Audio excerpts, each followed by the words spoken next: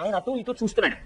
ఇప్పటి వరకు నృపాకారంతో ఉన్నవాడు ఒకడు ఉన్నాడు చూసారా, వాడు గభేల్న వెళ్ళి పరీక్షిత్ పాదాల మీద పడిపోయి అయా నన్ను రక్షించండి, తప్పైపోయింది, నేనే నరికేశాను 3 పాదాలు. అంటే ఇప్పుడు ధర్మము యొక్క 3 పాదములను ఎవరు నరకగలిగారు? కలి వలన పోయి. కలి తెంపలేదు, కలి మీలోకి వస్తే మీ చేత తెంపించేస్తాడు ధర్మాన్ని. కాబట్టి ఇప్పుడు కలి ప్రవేశం జరిగినది, కానీ స్థిరముగా నేను ఉంచుకోలేకపోతున్నాను. ఒక మాట చెప్పాడు, నా తప్పు కాదు, ఇది కలియుగం, నేను రావాలి, అందుకే ఈశ్వరుడు విడిపోయాడు, నేను వచ్చాను.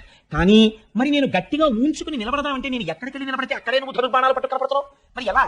ఇలా అయితే నేను ఉండడం కష్టం కదా, మరి కలియుగంలో కలిని ప్రవేశించాలి కదా, అందుకని నువ్వు నాకు ఒక అవకాశం ఇయ్యి, నువ్వు ఫలానా చోట ఉండు అని చెప్పు, నేను అక్కడ ఉంటాను.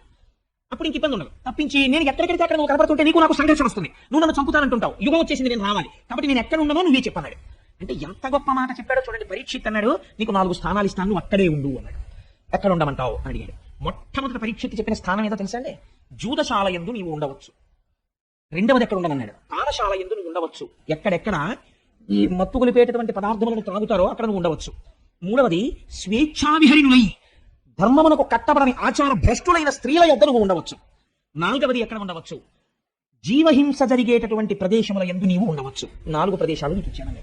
ఇప్పుడు మీరు పురాణంగా నేను దీన్ని ఈ మాట చెప్పి